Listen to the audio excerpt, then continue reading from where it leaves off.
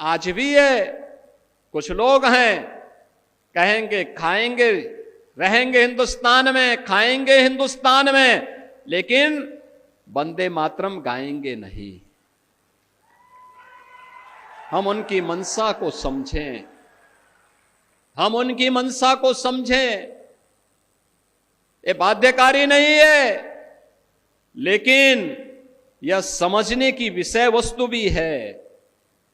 जो लोग वंदे मातरम का विरोध कर रहे हैं वे भारत माता का विरोध कर रहे हैं। यह किसी व्यक्ति के लिए नहीं, यह वंदे मातरम राष्ट्रीय गीत किसी व्यक्ति, किसी जाति, किसी क्षेत्र या किसी एक ईश्वर, किसी एक उपासना विधि के प्रति आग्रही नहीं बनाता है, बल्कि यह तो भारत माता की वंदना है। भारत माता के प्रति हमारी कृतज्ञता है। भारत माता के लिए गाए जाने वाले हमारे उस स्वर का प्रतीक है जो हमारे अंतःकरण के भाव को व्यक्त करता है।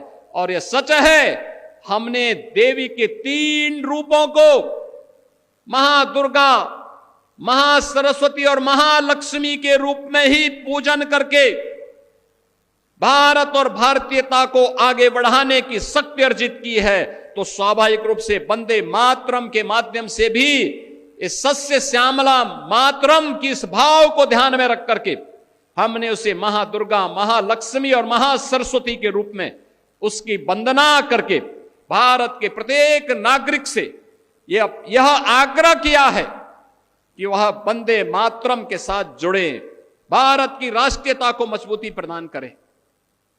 याद करिए, जिस गीत को स्वयं स्वर दिया हो गुरुदेव रविंद्रनाथ टैगोर ने, उस गीत का विरोध किया जा रहा है। भारत का क्रांतिकारी जिस गीत को गा करके फांसी के फंदे पर चूमता था, उसका विरोध किया जा रहा है। भारत की एकता और अखंडता का प्रतीक जो गीत है, उसका विरोध किया जा रहा है।